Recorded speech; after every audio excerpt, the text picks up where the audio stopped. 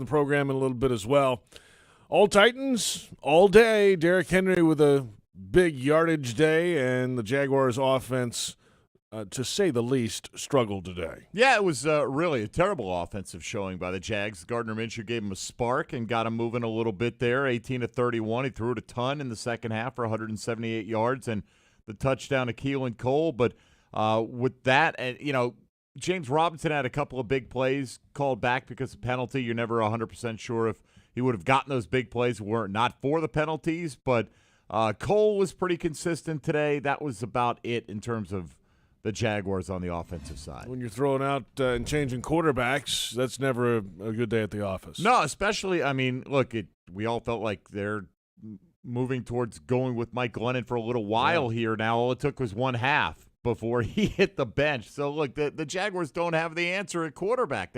We know that, but they continue to go flipping between one and another, and it'll be interesting. I would imagine he'd have to play Minshew this week based on the performance today compared to Glennon. It's clearly in Minshew's favor. Would you throw Luton back out there? I would, at this point, if you're asking me who gives me the best chance to win, I'm going to go with Gardner Minshew. And, for me, I think you could make a case to play Jake Luton, as we've said for the last few weeks, if you want to see more from him because you're just intrigued about what his developmental potential is. But look, this coaching staff's likely not going to be able to take advantage of anyone's developmental potential next year. They won't be here. So they're just trying to win a football game. They were not competitive today. However, Gardner made them somewhat competitive for the time he was in there. They were able to move the ball. But, I don't know if it really matters at this point. They all have their shortcomings. I suppose they all have their pluses to some degree, whether it's the big arm or the scrambling ability, whatever the case may be. All right, let's get the first word with head coach Doug Marrone, presented by Navy Mutual, insuring those who serve. Here's Jeff Lageman. All right, thank you, JP. Doug, tough one, facing a division opponent, the Tennessee Titans, that you played week 2 and played them pretty tough, and you knew what it was all about, and that was stopping Derrick Henry, and you guys had a tough time. Yeah, we did. Early on they made a good play on the flea flicker. We were in man, so we had pretty decent coverage, and the guy made a great catch. And then, a couple of times with the defense, we'd had everyone up there. It was, either just someone, getting knocked out of their gap or, not being at the right place. And against a back like him, he's going to make you pay. Should have done a better job sometimes on the outside when that ball bounced outside. We have people up there. They got to fill it and come up and go. But, he's an excellent back, and, we didn't do what we needed to get done against him today. Yeah, he's a great back, and for him, I think that's like 9 consecutive road 100-yard rushing games, which is an amazing stat. And for you guys, James Robinson obviously is the workhorse for you guys, and at the end of the half, he only had 9 yards on 7 carries, and your offense just wasn't able to find a rhythm, having that be the foundation. Yeah, we were trying to go into the game and, get more yardage on some of those runs early and make them respect a little bit more to play action and try to take some shots down the field and try to win man-to-man, and we just weren't able to do that. We were, behind the chains too much, and, third downs, we struggled. Obviously, we're at 36%, so it was disappointing. We want to obviously play better, and we didn't just get it done, and they got after us. Mike Glennon, your quarterback, started the game, and he threw a couple balls that might have been in the coverage, and there was one that was certainly intercepted there in the second half by Malcolm Butler. He stepped in front of DJ Chark. And at that time you made a quarterback change. Take us through your thought process with that decision. Yeah, I think like everyone else, here we are in the game and, trying to protect the football a little bit and then trying to get a spark. Put him in there thinking that he might be able to run around and create some plays, and then that's what he did. So, that was the thought process going into it. And what do you do going forward, Doug? Well, I think like anything else. Obviously I have a feeling right now, but it's, when I haven't spoken to either of the players yet, I hate to do something like this in the media and not really sit down with them yet. Yeah, totally understand that and respect that. I appreciate it, Doug. Thank you, Jeff.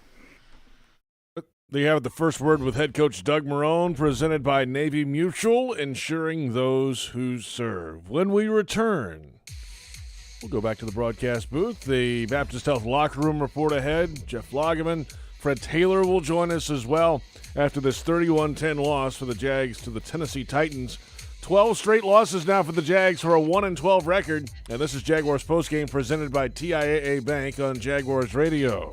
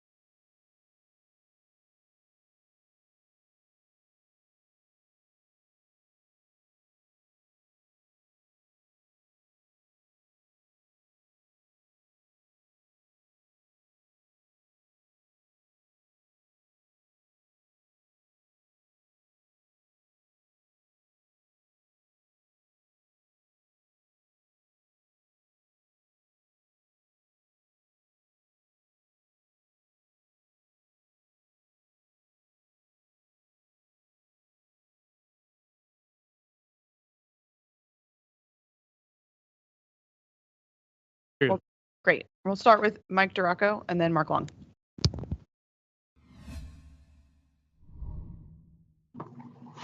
Sorry.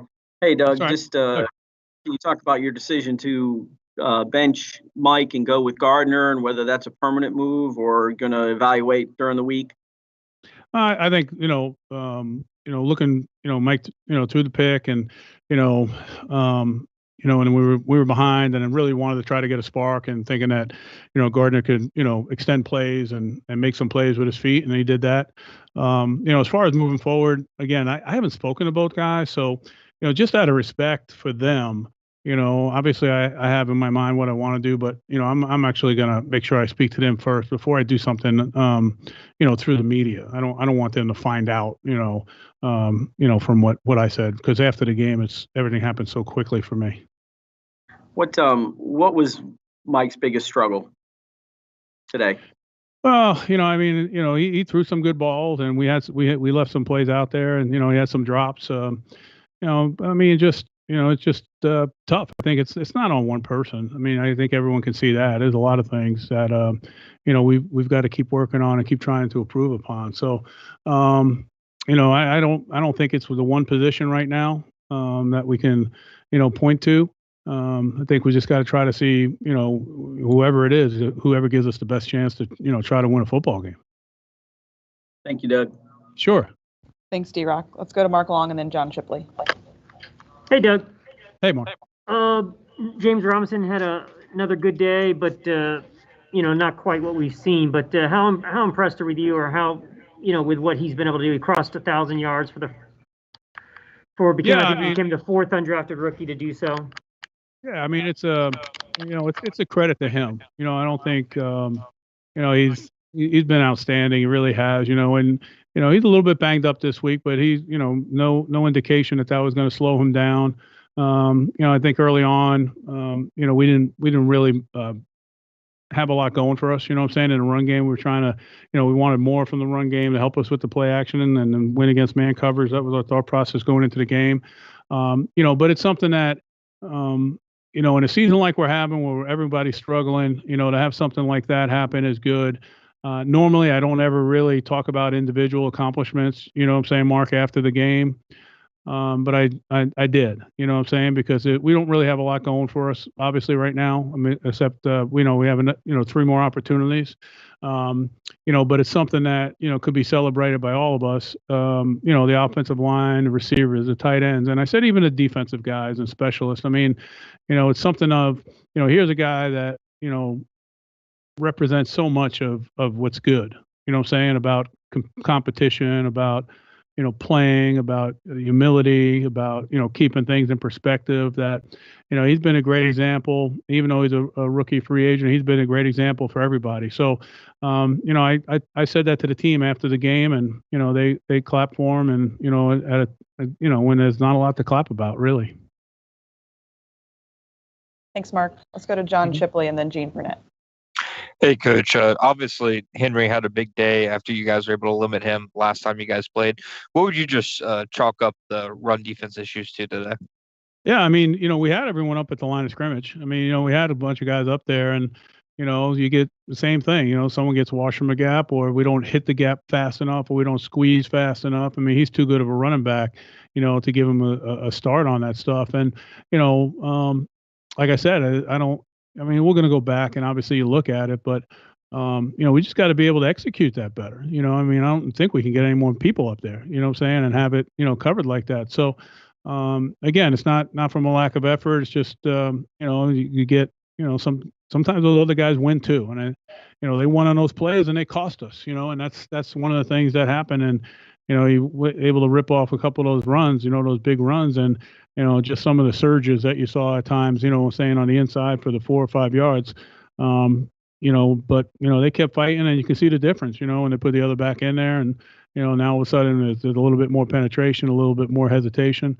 He's the best running back in the league for a reason, and obviously we put everything on the table to try to stop him today, and we weren't able to get that done. Thanks, Coach. Sure. Thanks, John. Let's go over to Gene. Hey, Doug, could you just talk about what you felt in that locker room when everybody clapped for James, because after a kind of a deflating loss where the offense really didn't do much of anything all day, but for the teammates to still do that, could you just talk about at least what that moment seemed to mean, not only for you but also for him? Well, I can tell you my thought process. I think it's hard for me to describe a moment for what other people may think. And I told the player, I said, look, normally, I would never do this, I told the players, I said, maybe some of you people may not think this is the right time, so I acknowledge that. I understand, that some people may view it that way. Obviously we're struggling through this season. Obviously, guys are playing banged up. Guys don't want to come out. I mean, there's a great appreciation for that. And I think that, you in a season like this where, you just so, whatever it's, banged up and, discouraged after a game and the emotion after the game. I just thought that, hey, listen, I know this isn't right, but you know what? He stands for what a lot of us stand for. You know what I'm saying? That, we keep fighting, we do the best we can, we take advantage of every opportunity and go for there. And I think it's a lesson for all of us. I think, no matter what happens, where everybody is and this season, with the way guys are going about their business, I mean, you can, there's lessons, but make no mistake about it. I'm sure that, with the record and what's going on, I mean, obviously, there's a lot of things that you can just check out on, whether you're a coach or whether you're a player. But these guys haven't done that. And that's the one thing that, hey, listen, am I proud of the record? None of us are proud of the record. Am I proud of the guys and proud of this team, about the way they go about their business? I am. I'm not going to be one of those guys that are just going to always, point the finger and blame somebody else and do what happens, quite a bit in a high performance business. So, I thought it was the right time. I'm sure some people will say no. I'm sure some people, may mock me for it, but I just thought it was the right thing to do. And I think, I don't think you're ever wrong when you do the right thing. Thank you. Sure. All right. Thanks, Gene. And thanks, Coach. We appreciate your time. All right. Appreciate it, guys. Thank you. All right, guys. We'll have Minshew, Robinson, and Schobert shortly.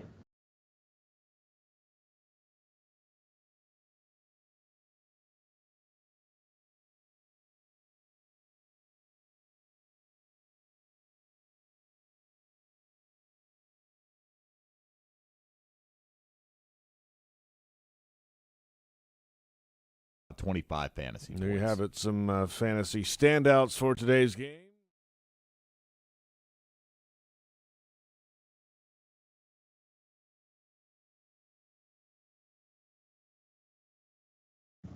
Yes?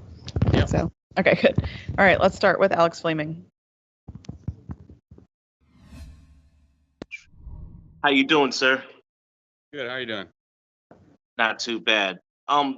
The difficulties of handling Derrick Henry and with the unorthodox offense that Mike Vrabel runs. What were you telling your companions on the defensive side on just stay the course and keep the pace, because it's just maddening some of the play calling that Vrabel does? Yeah, I mean, it's just when you get stuff like that, you just got to lock into your job, your assignment. You got to do your 1/11th. And I think, for 25 minutes of the first half, we were knocking it out, producing, doing that. And then I think there's just a couple plays that got out that separated the score in the first at the end of the first half. And then obviously the third quarter wasn't good for us. We were able to kind of reel it back in there towards the end. But you can't really have that, and it's tough. And it's something that a young team has to learn is just can't let one play snowball into the next. Thank you. Thanks, Alex. Let's go over to Dustin. Hey, Joe. So can you explain to me what the biggest difficulty is when trying to contain Derrick Henry and how hard it is to keep him contained after he's broken free for a couple plays? Yeah, well, the biggest thing is just you can't let him get started. You can't let him get into the open field, because if you're able to keep him inside the tackle box, get guys on him, get hits on his legs, then you'll be able to stop him. But if he gets through the line, he gets out into the second level, he gets out in the open space with his stiff arms, with his speed. He's a dangerous runner. He's obviously got good vision, so he knows when to bounce it if guys are crashing down too hard on the outside, which he did a couple of times today. And I mean, you just got to really be on top of it, cross all your I's, dot all your T's. All right. Thanks, Joe. Yeah. Thanks, Dustin. Gene, did you have a question? Your hand's up. Okay. He's yelling at me through the press box that he's good. So, Joe, I think you're okay and you're finished. Yeah, Thank you. Thank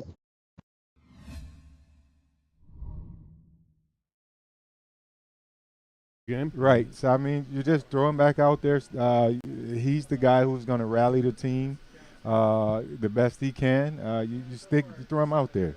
But I think really this season you tuck it in, and it's really a wrap, in my opinion. It's nothing else to do. I'd probably go with Luton. I mean, if I was pressed and forced to make a decision. Yeah. I mean, the reason I say that is that, look, he's young. He's got a strong arm. And I want to see him play. I mean, he showed some really good things when he was in there. The most importantly, he showed the arm talent. And in order to have a chance, you have to have the arm talent. And I think out of the three quarterbacks, he has the best arm talent out of the bunch. He does. He does. Well, guys, one thing we've talked about in recent weeks, even though the Jags haven't been winning, obviously, is how hard they've been playing. Did that show up today, or was there some letdown today? That eventually catches up with you after a while. They were out there playing hard, but, I go back to earlier in the game, they had the fourth down stop right at the 9-yard line. And then they had an opportunity to do some good stuff there. Derrick Henry, on one drive, he had 5 carries for 75 yards. And I really think that just took the wind out of him. And after that point, they looked like a team who was, searching for their souls for the most part. And 4 weeks of playing your butts off, the real team will show up at some point. And this today is who the Jaguars really are deep down inside. They're back to giving up 30 points. Offense didn't do anything. And this is just who they've been the entire season. Yeah, I don't question the effort. The performance you can question all you want, but when you face a back like Derrick Henry, you have one guy out of a gap, and it literally looks like you're not playing hard because one guy's not doing his job. Right. And was it their best effort? I mean, it's hard to say, Mike, but I mean this team has been so competitive and played so hard in all the other games. It's hard for me to say that this game that they didn't give great effort because the Derrick Henry had a good outing. Yeah, with so many players rolling through and playing for this team this year, they've had the most players play of any team in the NFL this year. It's a lot of turnover, right, and guys coming and going. Right, and again, I was just saying that eventually, it catches up with you. Teams are going to scout you out. It's the NFL. This is supposed to happen. They're going to know who we're going to attack. They came out and they say A.J. Brown versus Sidney Jones matchup. We love this matchup. Let's feed the workhorse. They softened the defense up right there, came back, started punishing you with Derrick Henry. Guys start getting antsy. The inexperience showed up. Guys are out of their gaps. And at the end of the day, like Jeff said, that's what it's going to look like, on the tape. When you turn the tape in, it's going to look like the effort isn't there. I don't question that they didn't play with heart, but eventually it just shows up. Bad teams, when you're bad, it just happens. Yeah, and with 3 games to go now in the 2020 regular season, we mentioned James Robinson today, 12 carries, 67 yards on the ground. And 4 catches on 4 targets with 16 yards through the air today. It was not the biggest yardage day, but he did surpass 1,000 rushing yards in an undrafted rookie season. And he has some time to go, but Freddie's closing in on you. Yeah, he is. And again, like I said, wholeheartedly, here's a guy that I would concede. I would love for him to beat my rookie mark. He's hungry. He's a good player. He's very solid, gifted in everything that he does all around, catching the ball, running the ball. What I don't understand is this is still your workhorse. 1 carry in the second quarter, no carries in the fourth quarter. I don't really understand that part of the game plan. But again, hats off to him for crossing the 1,000-yard mark. It's only been done about 4 times by undrafted guys in the history of the NFL. And I'll challenge him to cross, what was it, 12:23.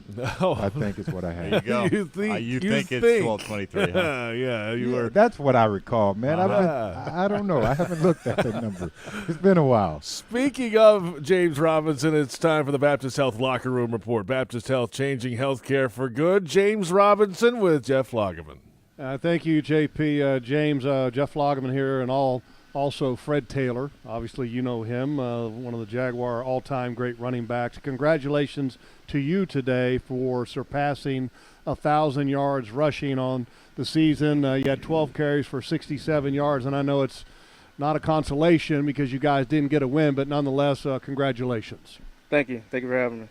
Did you ever envision that something like this could happen the day you walked into this city, the day you walked into a Jaguars locker room?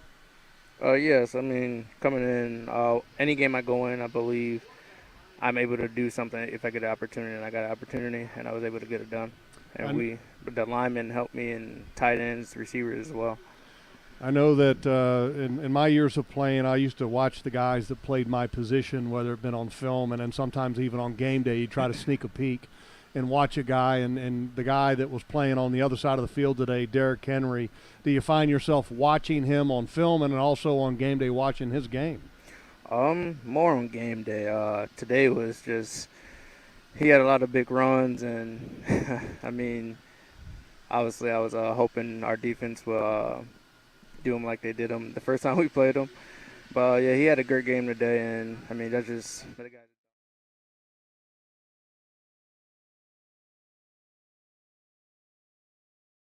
Then Mia.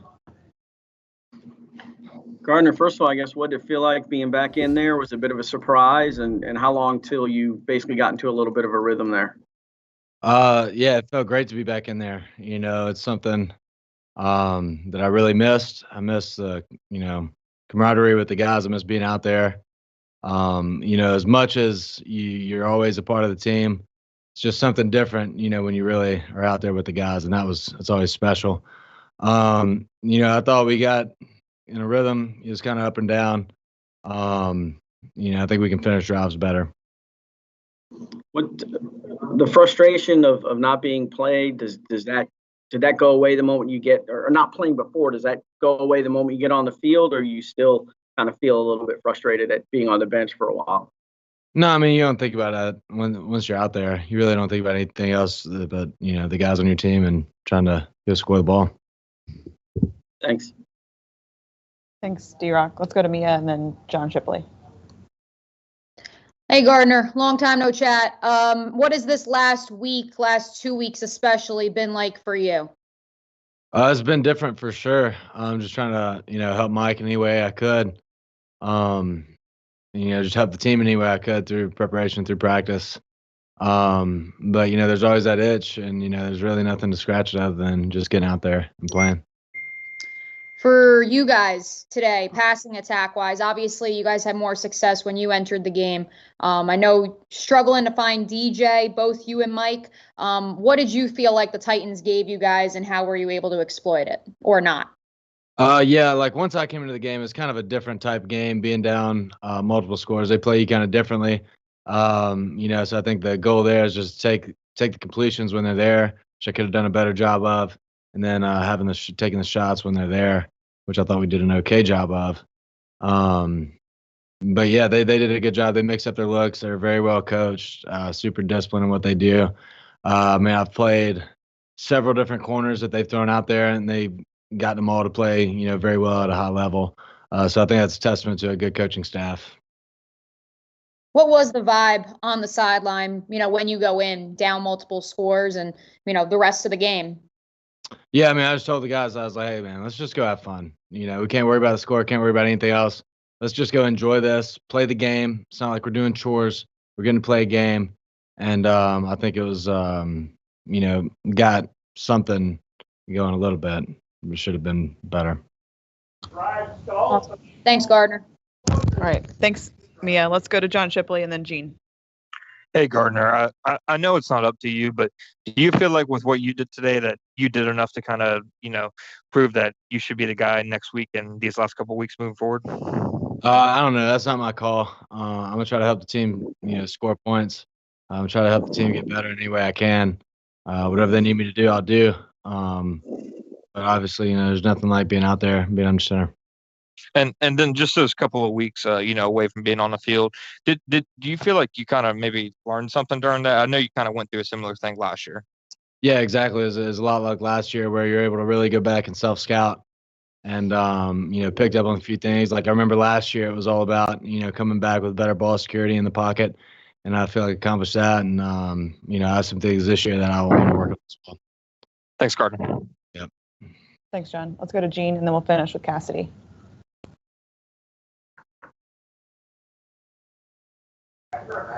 Gene, I think you're on mute, Gene. You must have muted me back. Can you hear me? Oh, man. You knew I was coming, huh? Can you hear me? Yeah, got you. Doug talked afterwards about the applause that broke out when he was mentioning about James Robinson. Obviously, after a lopsided loss like this, it could maybe feel a little bit awkward. How did you feel about the timing of doing that? Or did you feel more strongly that James Robinson deserved to have that moment acknowledged in the locker room in front of his teammates? No, he definitely deserved that. I mean, coming in as an undrafted rookie to carry the load and help this team the way he has, he deserves all that. I'm all for individual accomplishments because that eventually helps the team win. I wish everybody was out here breaking records and, reaching milestones. So I think that's something we should all strive for. And, if everybody does their job to the level that James is doing it, then we'll be all right. Thanks. All right, let's finish up with Cassidy. Hey Gardner, when you've got a few weeks since you've been on off, there's usually some rust to shake off. How vital was it just to have Keelan out there and that chemistry already there that you were able to immediately start targeting him and eventually get it into the end zone? Yeah, no, it was good. I mean, all those guys, I have a lot of trust in, and we put a lot of work in. But man, Keelan, he's been playing really well for us. He's a guy that, we like our matchup in man with him. And, we're going to continue to try to get the ball in his hands. All right, thanks, Cassidy. Thanks, Gardner. Thanks. You're all finished. We're going to switch really quick, and James should be walking in right after Gardner. So.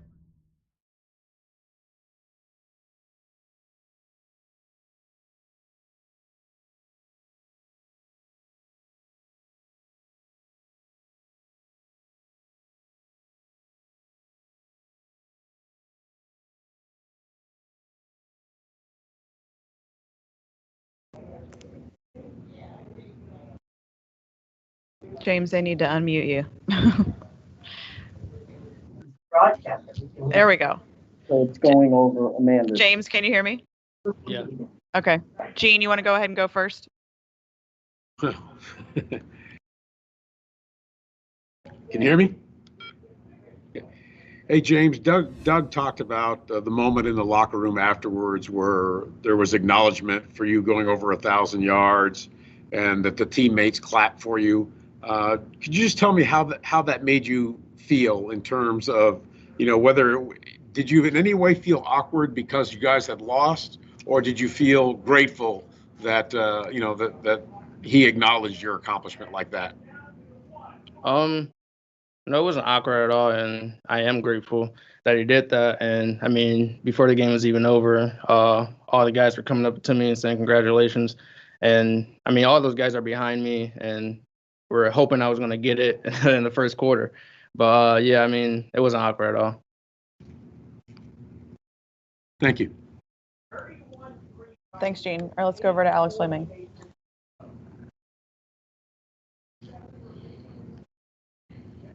Can you hear me? Mr. Robinson. Yep. How you doing? First and foremost, congratulations. Do you know that you are one of 3, or I believe 4, undrafted rookies to reach 1,000 yards? I didn't know that.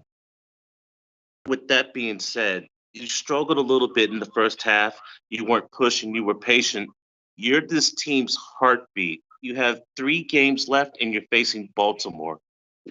What do you believe is going to be the best thing for you to do against that Ravens defense? Come out and play harder.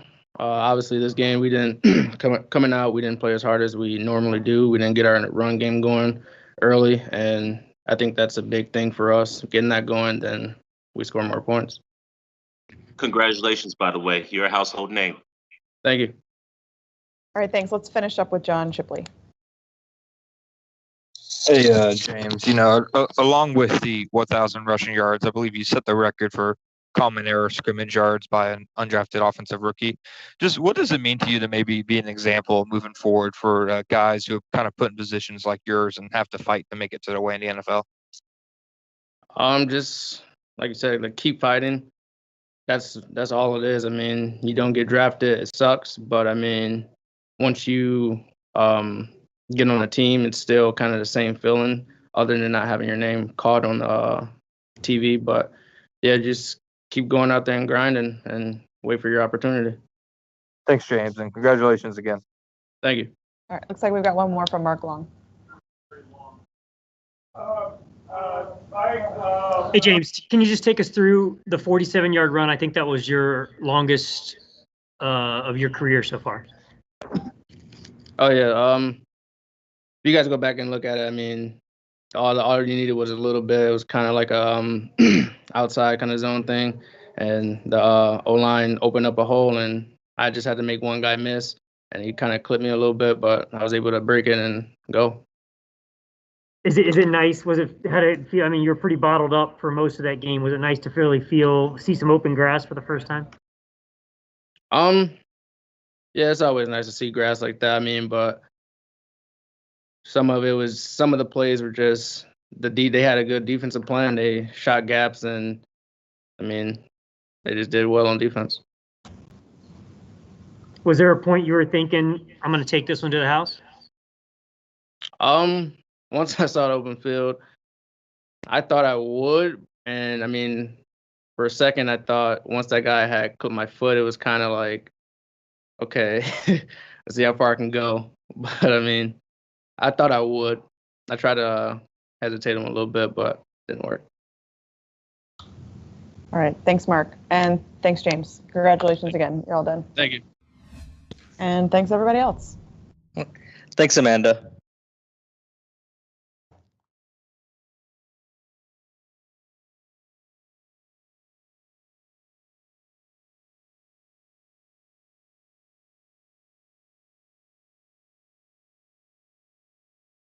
Approval insured by NCUA.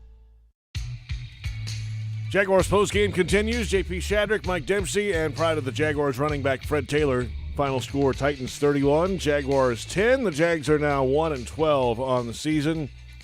Let's get to the TIAA Bank stats check.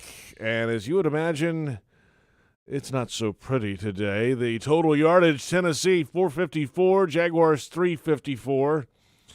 The rushing totals, Fred, cover your ears here. 249 yards on the ground for the Titans, 91 on the ground for the Jags today.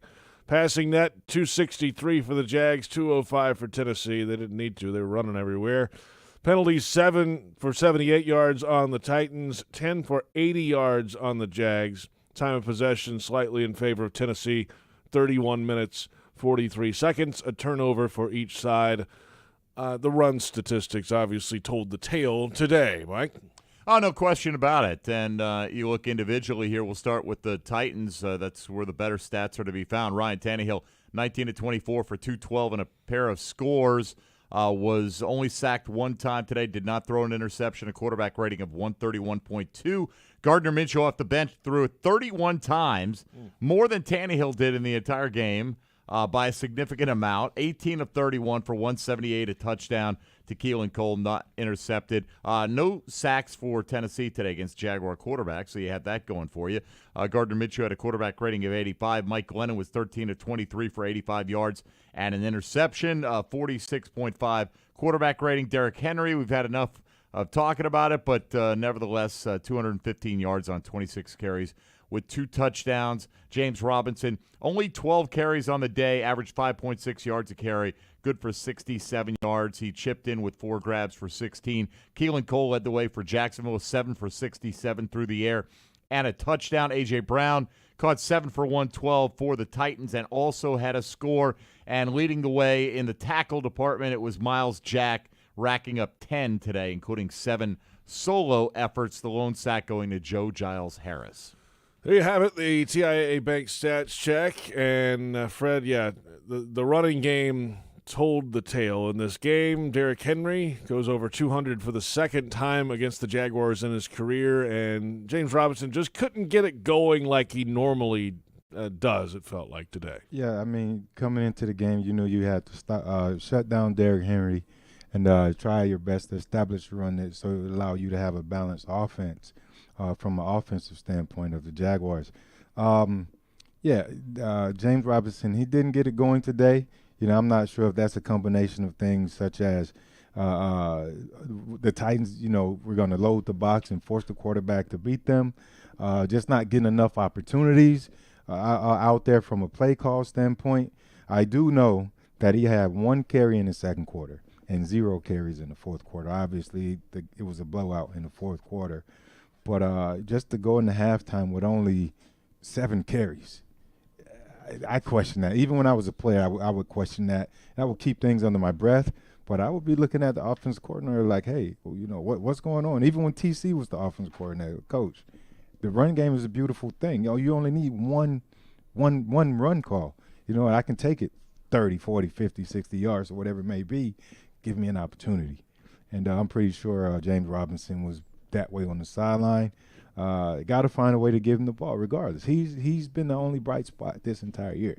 Find a way. Well, he showed that, Freddie. He had the 47-yard run, and if you take that play out, he only had 11 carries for 20 yards. For 20 so he did yards. pop a good run there, and you know, he had a couple of other plays, 1 reception and 1 would-be touchdown run called back because of penalty. Right.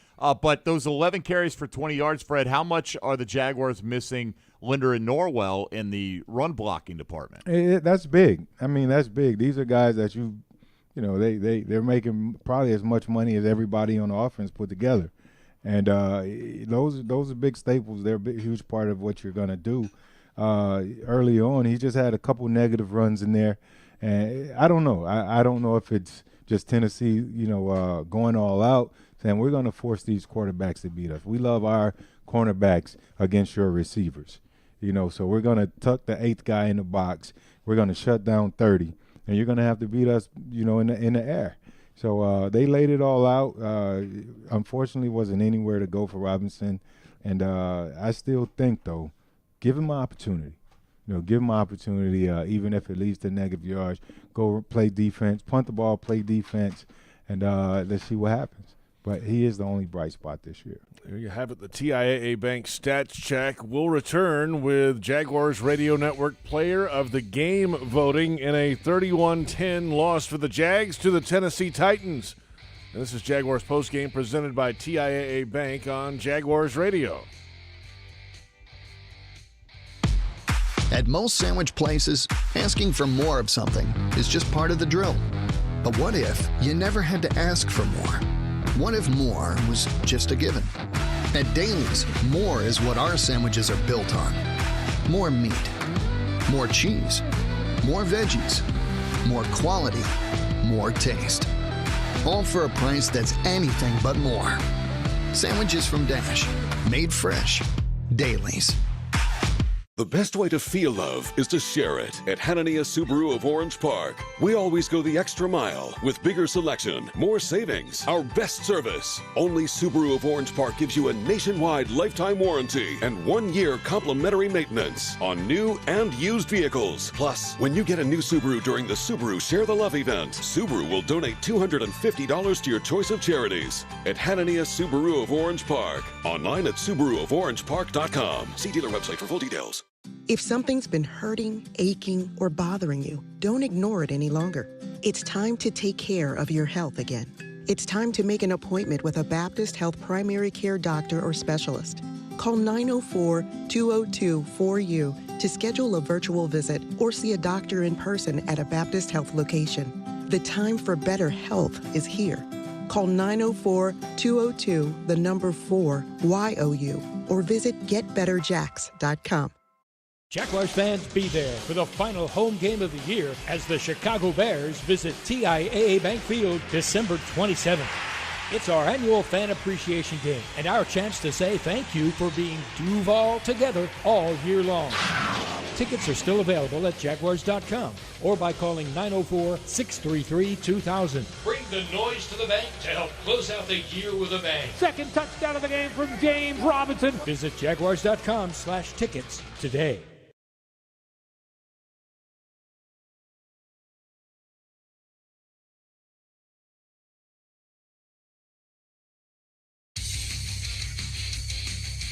Welcome back. Jaguars Postgame and Jaguars Game Day is presented by VyStar Credit Union. If you believe free checking is better, join VyStar. That's checking with no fees and no minimums, no kidding. At VyStar, they never forget that it's your money.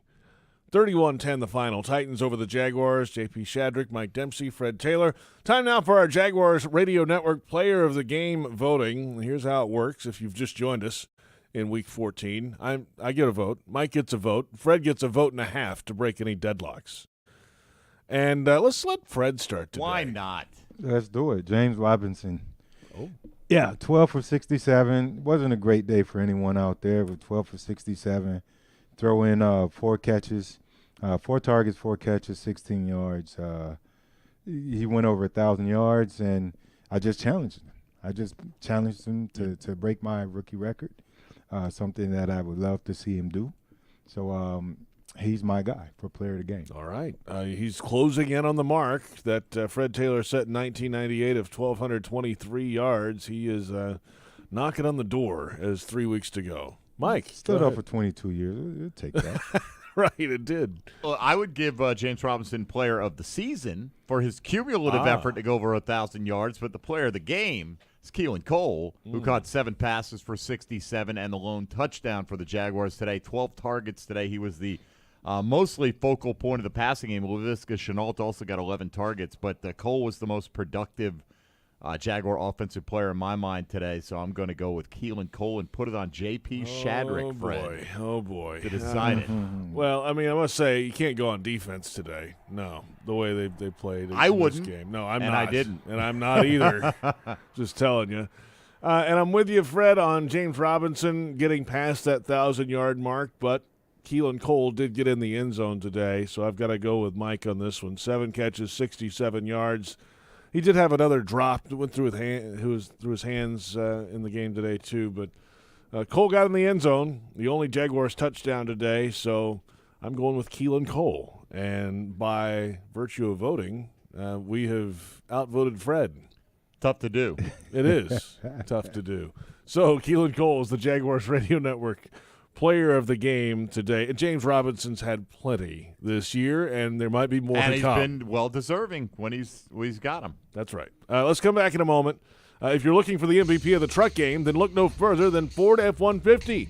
Loaded with impressive capability and designed to dominate work, play, and everything in between, this truck makes tough look easy. No wonder it's the official truck of the NFL and proud partner of your Jacksonville Jaguars. The Baptist Health Injury Report when we return. Titans 31, Jaguars 10, and this is Jaguars Postgame presented by TIAA Bank on Jaguars Radio.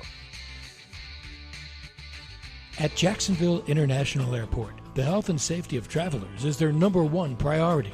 They're doing everything they can to mitigate the spread of COVID-19, from adhering to CDC cleaning guidelines, requiring facial coverings in the terminal, and encouraging social distancing at every point of the airport experience. For a comprehensive look at what the airport, airlines, and their shops, restaurants, and rental cars are doing to keep passengers safe, please visit jacksairportcares.com to learn more. Why live with foot or ankle pain? If you have persistent pain, numbness, tingling, burning pain on the bottom of your foot, or swelling that doesn't improve with home treatment, it may be time to see Jacksonville Orthopedic Institute. Our foot and ankle specialists have innovative new options to help you get back in the swing of things without persistent pain that slows you down. Call JOI 2000 or go to joionline.net for an appointment. Jaguars fans, let's tackle social injustice together on game days with Selfies for Change. Visit TIAABank.com/selfies for change to take a virtual selfie with a Jaguars player and unlock a $5 donation to the Jaguars Foundation to help fight social injustice. Share your photo on Instagram or Twitter using hashtag Selfies for Change so more fans can be part of the movement. Join us on game days at TIAABank.com/selfies for change. TIAA Bank is the official bank of the Jacksonville Jaguars. Hi folks, Frank Frangie here for the best barbecue in town. That's Bono's. And now it's the official barbecue of the Jacksonville Jaguars. All season long, you can get Bono's barbecue at 6 different locations in Bank Field. You also get Bono's barbecue at 15 locations all around town with fast, friendly service, clean family restaurants, and that great taste of Bono's barbecues. If you want great barbecue, you want Bono's. And remember this, if there ain't a pit, it ain't legit. That's Bono's. Dreamfinders Homes has a simple commitment to their home buyers. Deliver unsurpassed quality, uncompromising value, and an extraordinary level of customization you simply won't find with other home builders. With over 40 communities to choose from, you'll find a location you love and the home of your dreams. Dreamfinders has townhomes, single-family homes, and custom estate homes starting from the high 100s and a wide selection of move-in ready homes. Quality, value, customization. That's the Dreamfinders difference. Call 904-738-0165 or online at dreamfindershomes.com. Dreamfinders Homes, the official home builder of the Jacksonville Jaguars. Prices subject to change without notice. Equal housing opportunity. Nothing kicks off your game better than a handful of Georgia peanuts. Power packed with protein, essential nutrients, and great taste. Georgia peanuts are the MVP for affordability, sustainability, and nutrition. To score life's touchdowns with recipes and fun facts, check out GAPeanuts.com. The perfectly powerful peanut is brought to you by the family farmers of the Georgia Peanut Commission. Peanuts! Get your peanuts!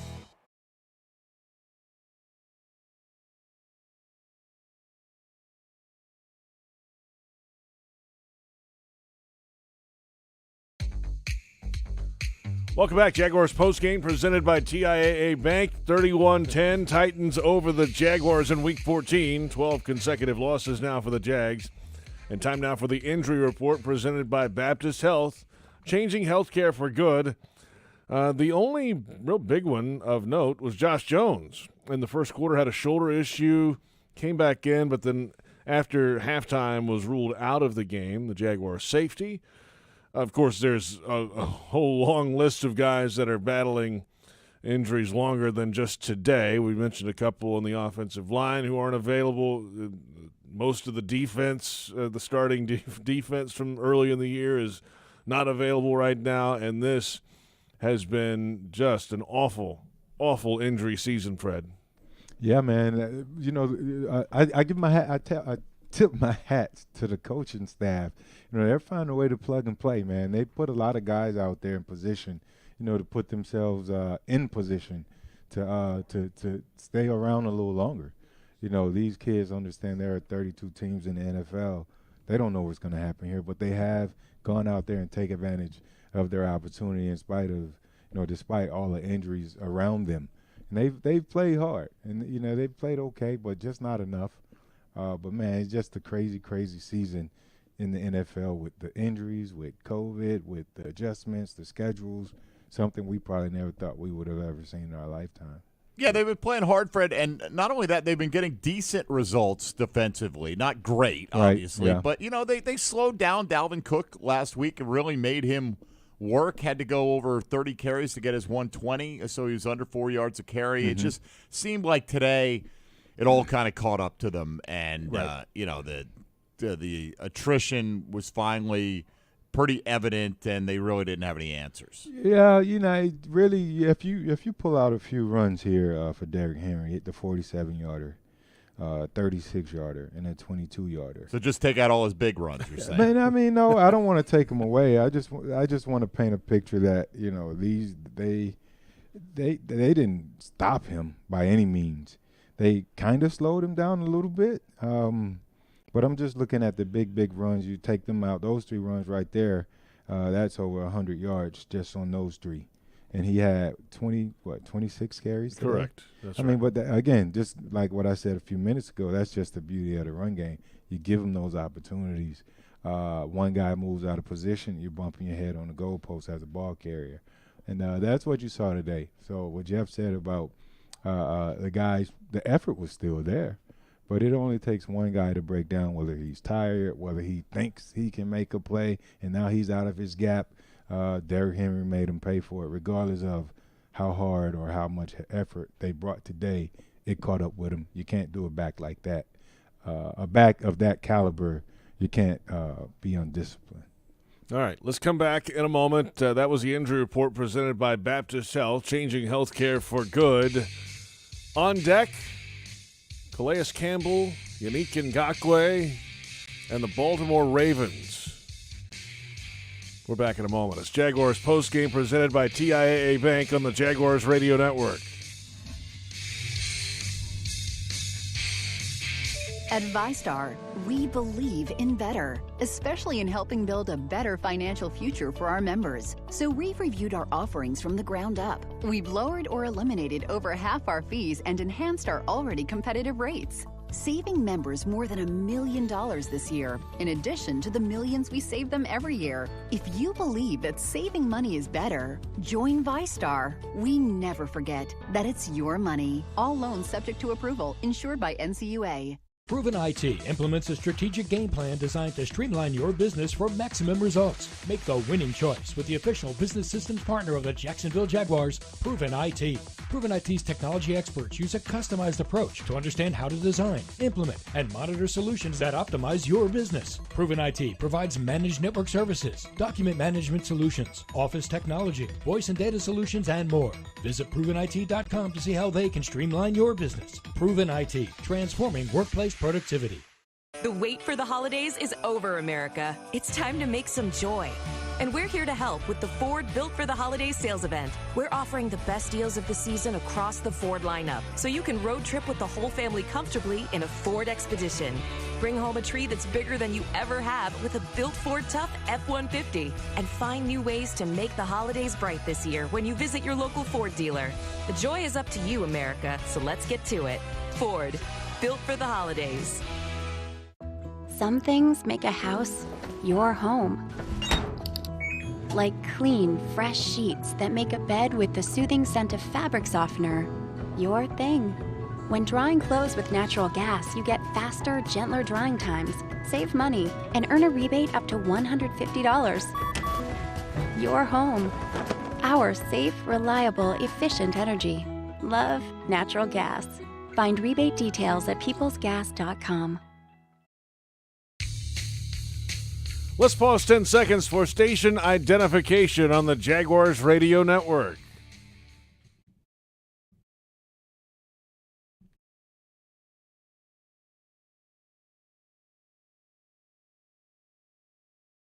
Jaguars postgame presented by TIAA Bank continues. JP Shadrick, Mike Dempsey, Fred Taylor. After a Jaguars loss to the Tennessee Titans, Titans 31, Jaguars 10. Titans are 9-4. The Jaguars are 1-12 with a 12-game losing skid. Next week, the Baltimore Ravens. The Jags head to the Inner Harbor in Baltimore. And some familiar faces, of course, Fred, Calais Campbell, Yannick Ngakoue on the defensive side of the ball. You know, they'll be amped up and ready to go. And it's a Baltimore team that needs to win some football games down the stretch. They've faltered a little bit lately.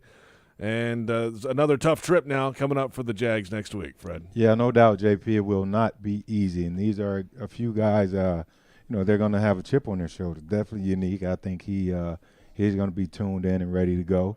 Calais, without Linder, and Shadley, those guys in the interior, they're going to have a lot on their plate this week with Calais. So I'll be interested to see what it's like. I think they're fourth in points allowed and maybe third in third downs. So when we get in a third down situation, I'll be paying close attention to that because that's usually when they're going to be able to have an opportunity to create some turnovers for themselves against our offensive front. So that'll be a matchup I look forward to, their defensive line on third downs versus our offensive line and what we'll be able to do. And, Fred, while they don't have one back as good as Derrick Henry, they have a very effective rushing attack. They ran for over 290 yards against Dallas last week, and they still got to play here on Monday night. But that's a team obviously led by Lamar Jackson. That running game can crush you in a hurry. Yeah, man. I mean, when you have a quarterback as dynamic as Lamar Jackson, you know, it really ties your hands from a defensive standpoint. You don't know what to do. They can do everything. Remember when what was that formation that everybody would when they would put a receiver in the backfield? I'm just having a brain lapse. Wildcat. The Wildcat. He's just the Wildcat who can throw the ball. And he's a 4.3 or 4.28 or whatever he runs in the 40 from that position. So it's such a hard defense when you have a guy that dynamic. It opens up so much for the tight end position, for the other running backs, the Gus Edwards, the Mark Ingram, those guys who can really get it, J.K. Dobbins. Yes. It's going to be a tough challenge. Different than what we saw today. The Titans wanted to stretch the ball and get it Derrick Henry outside.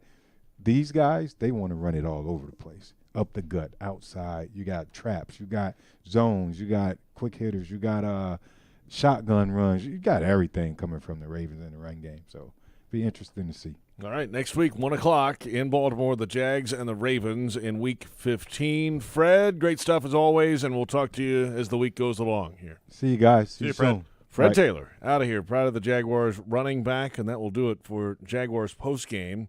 For those on our flagship station, 1010XL in Jacksonville, stick around. The Scoreboard Show is next. NFL Network analyst Bucky Brooks is standing by, and we'll take your calls in just a moment. Senior VP of Communications is Dan Edwards. The VP of Production is Patrick Cavanaugh, Executive Producer Dave DeCandis, Manager of Radio Joe Fortunato. Tony Smith and Linda Fortunato are our producers. Brent Reber, Trent Padilla, and Max Hockman produce our shows for Jaguars.com. For Jeff Lageman, Fred Taylor, and Mike Dempsey, this is JP Shadrick saying good night. Final score, Titans 31, Jaguars 10 on the Jaguars Radio Network.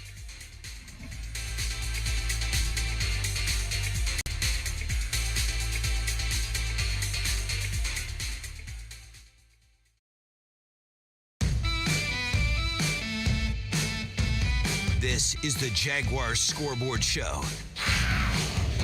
This is your chance, Jaguars fans, to sound off about today's game. The Jaguars Scoreboard Show is brought to you by Baptist Health, Farah and Farah, Geico, and by TIAA Bank. The Jaguars Scoreboard Show starts right now. Welcome into the Scoreboard Show, 31-10, the final score. Titans over the Jaguars. JP Shadrick, Mike Dempsey, and NFL Network analyst Bucky Brooks joining us from Los Angeles. Good afternoon, Bucky. And, well, Derrick Henry show today. Jaguars offense was not quite a show, let's say. It was a show, but it was not one that was pretty. I'll say that. No, it wasn't a pretty showing at all for the Jaguars. But we have to expect, we can talk about effort and hustle and grit and all those things, but at some point, the game comes down to talent. And what we saw, the best team in the AFC South, I guess you could say them or the Indianapolis Colts, we got a chance to use them as a measuring stick. And you see how far the gap is between the Jaguars and the top teams. And even though the game was competitive earlier in the year, now is when teams are beginning to hit their stride. And you just see that there's a huge gap in terms of the talent and the way that we play. And so it's disappointing. You would like to see maybe a more competitive effort, but it is what it is right now where we are at this stage of the season. Bucky, we spun the quarterback wheel one more time today at halftime and got Gardner Minshew in the second half, and he ended up throwing it in the second half 7 more times than Ryan Tannehill threw it today, period, in the entire game. You're the coaching staff. You're trying to figure out who's going to play quarterback. What's your inclination as of right now for next week? I mean, it doesn't really matter. Like, here's the thing. Gardner Minshew plays well in these situations because there's no pressure. Like, when you enter the game and you're down by a bunch of points and you can just free will and do it, it's different than being a starting quarterback and people preparing for you. If Gardner Minshew starts, we're going to see the same kind of stuff that we saw earlier in the year. So I don't know if it necessarily matters who you give the ball to. And it's also difficult to say, hey, let's put Jake Luton in. Let's see who's going to be here. Because the odds are no one that is really doing the evaluating now is in the building, the coaches nor the executive team. And so I think for Doug Marrone, he has to pick the guy that he thinks can give his team the best win. But I don't think there's anything that these guys can do down the stretch at quarterback that's going to change what needs to happen in the draft in April. There needs to be a quarterback brought in. It has to be a big-time quarterback because that is the huge hole that is on the Jaguars roster. That's where they are. The phone lines are open. 355-NFL-1, 355-6351. We'll be with you until 6 o'clock, and we'll take your calls. This is the Scoreboard Show on Jaguars Radio.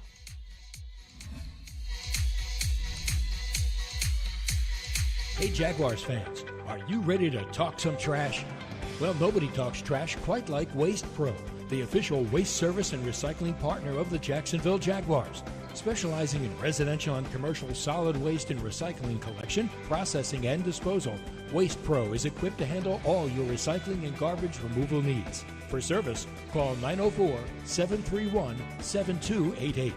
Waste Pro, caring for communities and caring for Jacksonville. Jaguars fans, whether it's on the field or in your finances, the key to success is a solid plan. From high-yield banking to home lending, into retirement and beyond, TIAA Bank offers solutions that can help you achieve your goals and make the most of your money. It's time for a plan. Start building your legacy today at TIAABank.com/Jaguars. TIAA Bank is a division of TIAA, FSB, member FDIC, equal housing lender, and the official bank of the Jacksonville Jaguars. If something's been hurting, aching, or bothering you, don't ignore it any longer. It's time to take care of your health again. It's time to make an appointment with a Baptist Health primary care doctor or specialist. Call 904-202-4U to schedule a virtual visit or see a doctor in person at a Baptist Health location. The time for better health is here. Call 904-202-4YOU or visit getbetterjacks.com. Superior Fence and Rail knows about commercial fence services, from automatic gates to security fence and railing. Superior Fence and Rail's professional team delivers with great communication, trained installers, and quality products. Trust your next commercial project with a top-rated fence company in Jacksonville. Get off the fence and call Superior Fence and Rail for your commercial project today. SuperiorFenceandRail.com. At Tropical Smoothie Cafe, one taste and you're feeling good now, smiling wider now, seeing brighter now, bucket dunking now, namasteing now, popping a wheelie now, living lighter now. You're on Tropic Time now. And on Mondays, try our Jaguars Duval Delight Smoothies for $2.99. And you're roaring louder now, end zone dancing now, sipping spirit now. You're on Tropic Time now at Tropical Smoothie Cafe. Dreamfinders Homes has a simple commitment to their home buyers. Deliver unsurpassed quality, uncompromising value, and an extraordinary level of customization you simply won't find with other home builders. With over 40 communities to choose from, you'll find a location you love and the home of your dreams. Dreamfinders has townhomes, single-family homes, and custom estate homes starting from the high 100s and a wide selection of move-in ready homes. Quality, value, customization. That's the Dreamfinders difference. Call 904-738-0165 or online at dreamfindershomes.com. Dreamfinders Homes, the official home builder of the Jacksonville Jaguars. Prices subject to change without notice. Equal housing opportunity.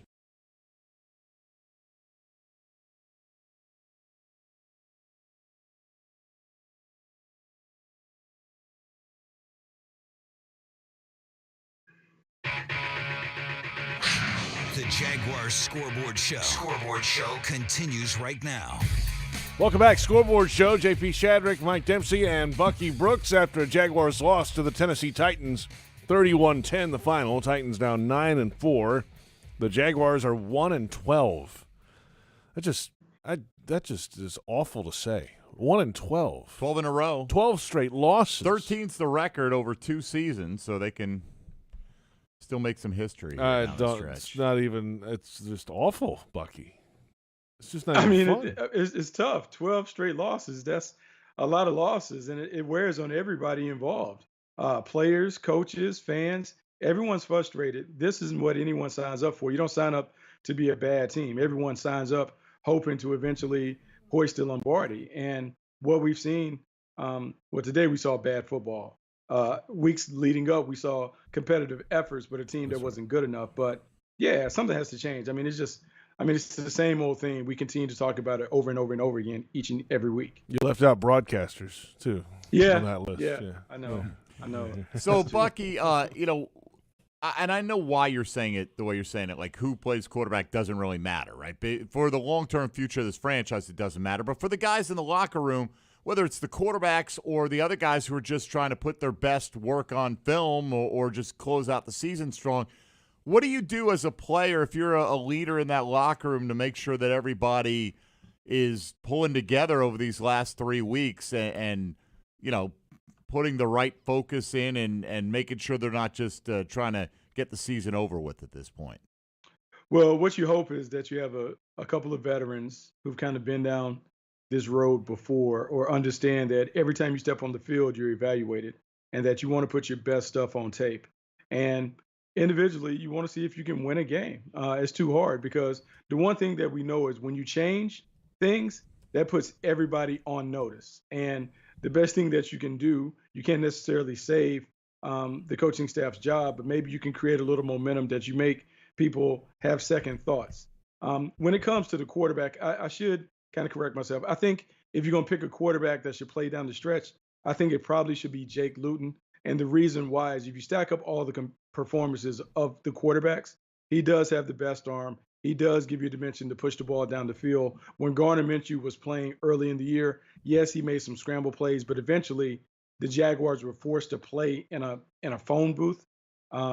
He can get the ball, but I just don't know if he has the ability to stretch the defense enough to really make it where the Jaguars can score points on offense. All right, let's we'll see what happens. It'll be the top storyline really of the weeks this week, certainly, and the weeks ahead. 3 weeks to go in the season. Our number here is 355-NFL-1. John and Callahan going to lead things off here on the Scoreboard Show with Bucky Brooks. Go ahead, John. Hey, Joe. One thing I really, and Bucky, how you doing? One thing I want to bring up, I don't think Doug Marrone really knows who to trust in his quarterback room. I think he's at a loss as to where to go. And I'll take it off there, and I hope you have a Merry Christmas, but I don't talk to you before then. Thank you, Jeff. Right. I mean, these are the options, though, Bucky. Yeah, well, I think it's obvious, right? I think it's obvious that he doesn't necessarily trust Gardner Minshew, or he's not necessarily fired up about having Gardner Minshew as a starting quarterback. But I think Mike Lennon gave him no option. And so now he's sitting there and he's trying to figure out what's the best way for us to proceed when I have a quarterback who I don't really trust or believe in. And so I think it's the situation no coach wants to be in. And I think he probably is annoyed, like with the reports coming out, like Gardner Minshew begging for his job and all that. Like, to me, that's kind of high schoolish. Like, go play and kind of earn the right to be the starting quarterback. But I think he may not have a choice. And even though I may bring up the name Luton, I think when we run out Sunday, I think Gardner Minshew is going to be the starting quarterback, whether we like it or not. Yeah, I think that's probably what's likely. I mean, at this point, I'm not against it necessarily. I'd probably go with Luton as well because I think there's more mystery to Luton. But, I'm kind of like, eh. I know, but I mean, you got it's still for the rest of these guys. Like, you want DJ Chark, you want Colin Johnson and Laviska Shenault an opportunity to continue to develop down the stretch. So you want to pick the guy that's going to hopefully orchestrate the best, most competent offense out there, so these guys can get something out of it. I mean, Colin Johnson was a non-entity completely today. He kind of fell out, and Keelan Cole had the nice game, and Shenault got more involved, more heavily targeted. So for no other reason than that, just to give these guys a chance to have a little bit of their own individual success and carry that into the offseason. I hope they make the right choice. I don't know who that is, though, at this point. No. So, all right, let's come back in a moment. We'll take a timeout. More of your calls ahead. 355-NFL-1, the number 355-6351. We're here until 6 o'clock on the Scoreboard Show on Jaguars Radio.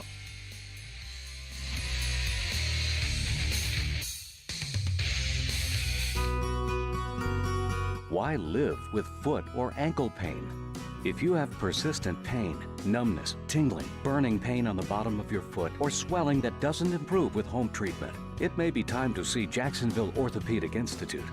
Our foot and ankle specialists have innovative new options to help you get back in the swing of things without persistent pain that slows you down. Call JOI 2000 or go to joionline.net for an appointment. Jaguars fans, here's a great way to pay with pride wherever you go. Exclusively from TIAA Bank, the Jacksonville Jaguars Visa debit card comes with a fierce look and fantastic features, along with the convenience to make purchases online or at millions of locations worldwide. And it's yours, free, when you open a Yield Pledge checking account. Order yours today. Visit TIAABank.com/JagsCard. TIAA Bank is a division of TIAA, FSB, member FDIC, and the official bank of the Jacksonville Jaguars. At Tropical Smoothie Cafe, one taste and you're feeling good now, smiling wider now, seeing brighter now, bucket dunking now, namasteing now, popping a wheelie now, living lighter now. You're on Tropic Time now. And on Mondays, try our Jaguars Duval Delight Smoothies for $2.99. And you're roaring louder now, end zone dancing now, sipping spirit now. You're on Tropic Time now at Tropical Smoothie Cafe. Hey Jaguars fans, are you ready to talk some trash? Well, nobody talks trash quite like Waste Pro, the official waste service and recycling partner of the Jacksonville Jaguars. Specializing in residential and commercial solid waste and recycling collection, processing, and disposal, Waste Pro is equipped to handle all your recycling and garbage removal needs. For service, call 904-731-7288. Waste Pro, caring for communities and caring for Jacksonville. Brooks Rehabilitation outpatient locations throughout Florida are currently open and accepting in-person and telehealth appointments. They're following CDC guidelines to include screenings, temperature checks, face masks, social distancing, and additional sanitizing of all surfaces. They're taking extra precautions to ensure your safety so you can focus on your recovery. Please call their central intake unit at 904-345-7277, option 3 to schedule your visit. Brooks Rehabilitation is the official rehabilitation provider for the Jacksonville Jaguars. Dreamfinders Homes has a simple commitment to their home buyers. Deliver unsurpassed quality, uncompromising value, and an extraordinary level of customization you simply won't find with other home builders. With over 40 communities to choose from, you'll find a location you love and the home of your dreams. Dreamfinders has townhomes, single-family homes, and custom estate homes starting from the high 100s and a wide selection of move-in ready homes. Quality, value, customization. That's the Dreamfinders difference. Call 904-738-0165 or online at dreamfindershomes.com. Dreamfinders Homes, the official home builder of the Jacksonville Jaguars. Prices subject to change without notice. Equal housing opportunity.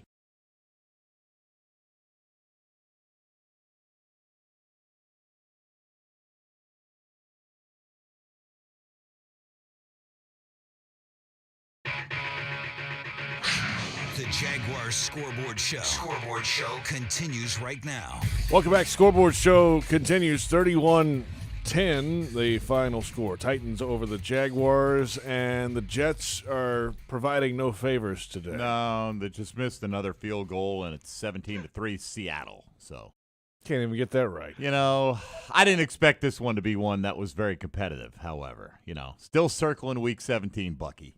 Patriots eliminated from the playoffs at that point.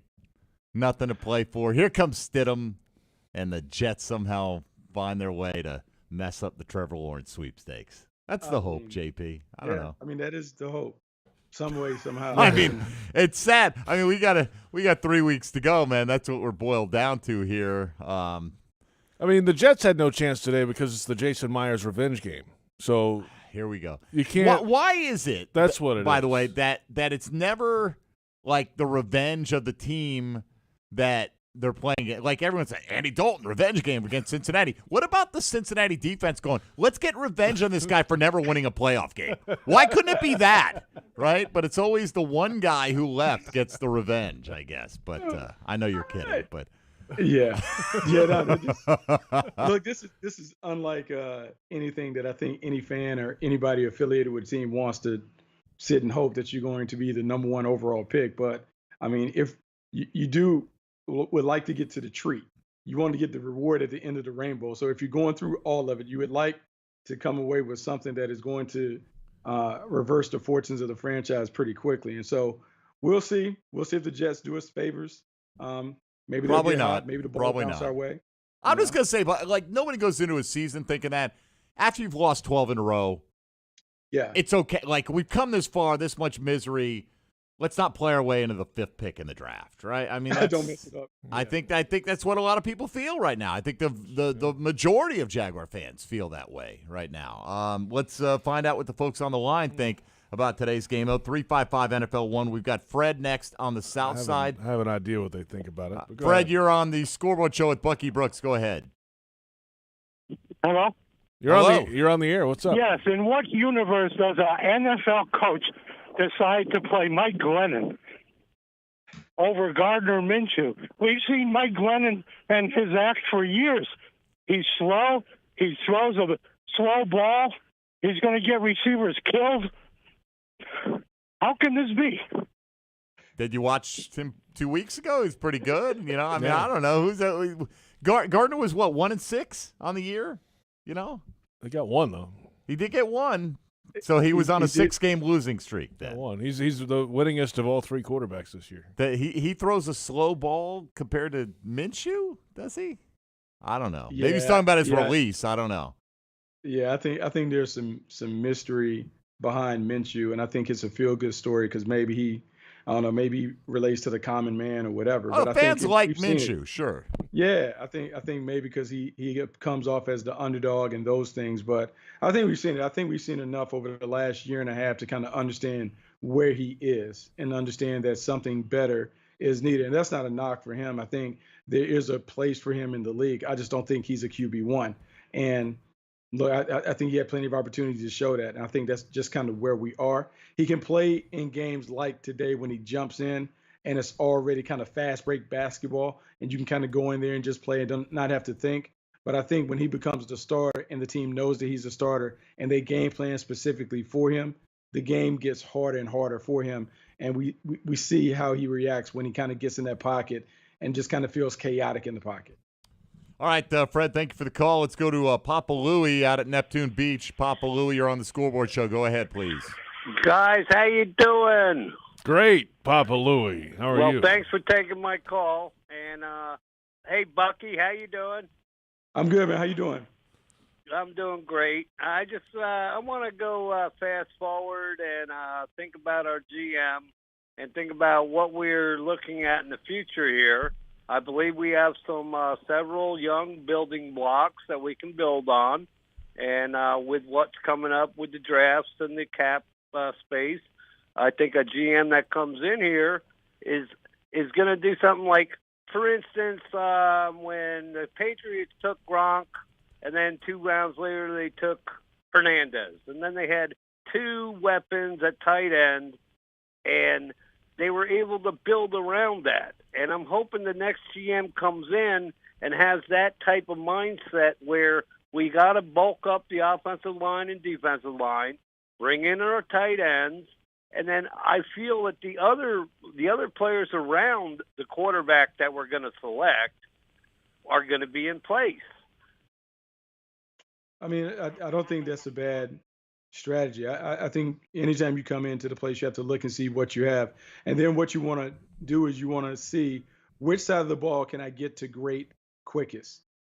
If my offense is pretty close and we feel pretty good about that, can I throw some resources at the offense to make the offense an A-level offense while I'm building up the defense? And so I think that evaluation will certainly be conducted by the new decision maker. I think the bigger thing is, before we can talk about the team being built up, what style general manager comes in? Is it someone that is experienced and has a track record? Is it a new guy that is ready to make the leap to be in the big chair?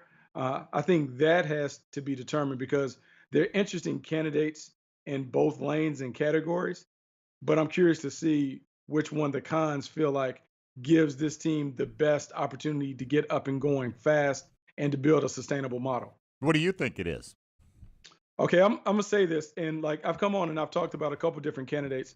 I think there's a name out there, John Dorsey, that could be interesting only in terms of he's done this thing twice. And it ended in Kansas City and Cleveland in weird ways with the thing. But I don't think you can dispute the upgrade of talent that both franchises have had due under his direction. Now, he is a guy from a management standpoint in terms of his style is different. He's just a little different. But you can't dispute the talent that he's accumulated and how those teams have been able to go on and have success. Look at Kansas City's rise to prominence. Look at the Cleveland Browns.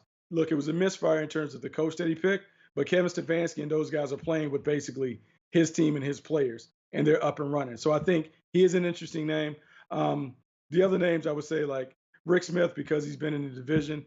But then it comes down to a bunch of young guys that haven't got an opportunity. So are you confident that you can buy into their vision and give them an opportunity to do this and know that they're going to get it done correctly? You don't really know until you sit down in front of them, right? I mean, until you sit down in front and get an idea. And even then, JP, you don't know. You don't really know until you give them the keys to the kingdom. And then after 2 or 3 years, you're like, oh, okay, he knows what he's doing, or oh no, he doesn't know what he's doing. Yeah, it's one of those weird things. I think the general manager hire is far more difficult than the head coach hire because there's so many unknowns. And who do you go to really find out if a guy is ready? If it's a competitor, is the competitor giving you real good information? Right. If it's a search firm, what does the search firm really know when it comes to, oh, this guy is absolutely ready to be a general manager? Normally, when you have these advisory guys that are the Ernie Orcorzis, the Charlie Casserleys, even the Ron Wolfs, they're promoting guys that have ties to them. So, I mean, I don't know how the Cons really make this decision. There are a lot of hidden agendas that are interwoven into this process, and I think they have to be able to sort it out and really pick the right guy for the job. It's a lot to filter through, that's for sure. Hey, let's just fix it. But if we just fix the offensive line, fix the defensive line, get a bunch of playmakers, and get the right quarterback, it should be no problem. Boom. Turn this thing right around. Right? Got to hit on all those picks. That is the way that you think about it, though, from a philosophical standpoint. Like you start, it's just like building a house, build a foundation. Offensive and defensive lines, obviously the quarterback has to be dropped in there. And then it's playmakers. But the teams that win and win for the long haul are the teams that invest up front in the big guys. There you have it. All right. What do you got next? A break. Oh, okay. Well, in that case, let's take a timeout. We'll come back in a moment. The phone lines are open. 355-NFL-1, 355-6351. It's the Scoreboard Show on Jaguars Radio.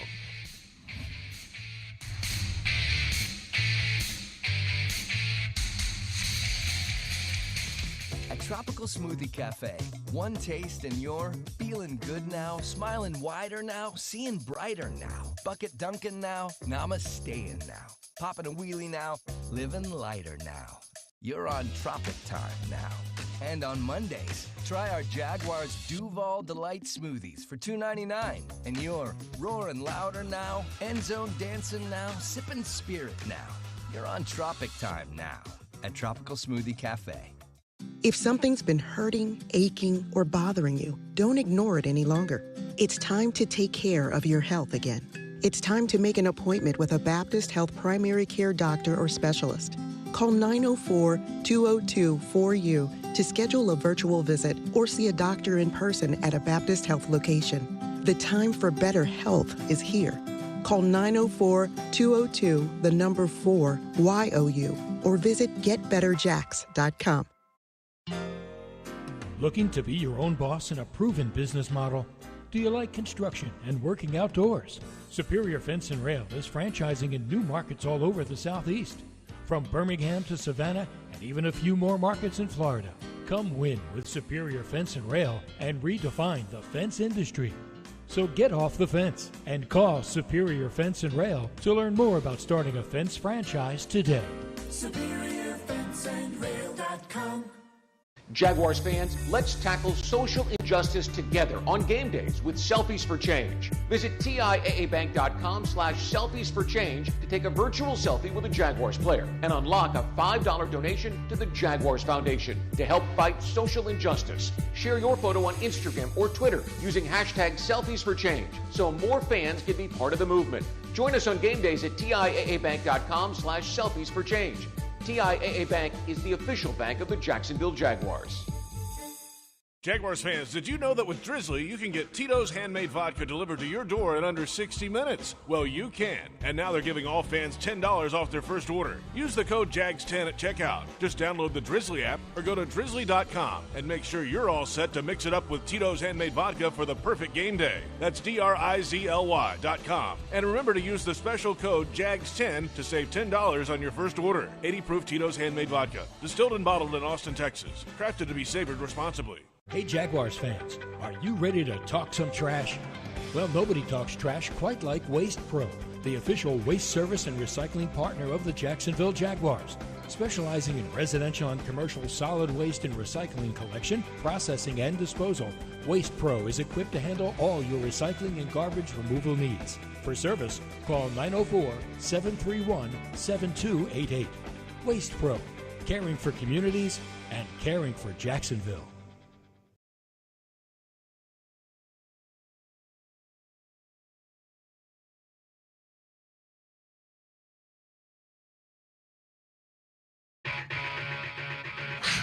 The Jaguars Scoreboard Show continues right now. We're back. The Scoreboard Show continues. 31-10 the final. Titans over the Jaguars. JP Shadrick, Mike Dempsey, Bucky Brooks. And your calls, 355-NFL-1, 355-6351. The lines are lit up tonight. They are. Let's get out to them all the way up to New York. Starling checks in next on the Scoreboard Show with Bucky Brooks. Go ahead, Starling. Hey guys, thanks for taking my call. I know this season is pretty much a wash, and the management is going to be changed. But I was looking forward to next year. Is there any chance? And I know it's a long shot that the Jaguars can possibly trade for a Carson Wentz or maybe a Dak Prescott? I know Dak Prescott may be a far fetch, but maybe a Carson Wentz who if the Jacksonville Jaguars don't get the top pick, number one, they may be looking at someone who's complementary to a Carson Wentz. So is that an option? Thanks for the call. That was quite an exhale there, Bucky. The Eagles would love to talk to you about acquiring Carson Wentz. The Eagles would love for us to take Carson Wentz off of their hands. The problem with Carson Wentz is he's been bad the last year or so, and you just don't know if you can fix him. And then coming off the Nick Foles experience last year, I don't know if I would fish in that Philadelphia Eagle pond again. He was the number 2 overall pick in the draft. He certainly has size, but he has been beat up. He suffered a number of injuries that have taken away from some of the athleticism that made him special early in his career. I just don't know if I'm a new coach, I want to take on that reclamation project when maybe I can get a new shiny toy to kind of build my offense around. Yeah, and in terms of Dallas, I mean, I don't think Dallas is moving on from Dak unless they were somehow in position to get, say, Trevor Lawrence themselves, which they're not going to be. And so, if they franchise him, you're talking about what are you willing to give up to acquire a guy like that coming off a torn ACL, Bucky, who you're going to have to pay. He didn't want to sign a long-term deal with Dallas. He didn't want to sign a 4-year deal, or maybe it was he didn't want to sign the 5-year deal. He wanted the shorter-term deal. Mm-hmm. He didn't want to do that for Dallas, where he's the quarterback of America's team. What would he want from the Jaguars to sign an extension here? $50+ million a year? I mean, honestly. Yeah, I can't imagine that, one, the Cowboys would let him out the building, especially given how they've seen what their team looks like without him. But I also think from the Jaguar standpoint, do you want to commit to spending that kind of money? We've seen it. It's been proven that most of your Super Bowl teams early are better positioned to make a run because they have a quarterback on a rookie deal. There's cost control. You can spend more money in other areas to build up the rest of the team. And then when that quarterback is ready to go from being game manager to playmaker and you have to pay him, now you can auction off some of those other pieces and he is able to kind of keep the ship afloat. But in terms of taking Dak Prescott or Carson Wentz, I don't think that's in the cards. I think if you're Jacksonville, you want to build it from the ground up. And that has to be with a young quarterback in place. I agree with you. Thank you for the call, Starling. We go to our man Saqib up next here on the Scoreboard Show. Hello, Saqib.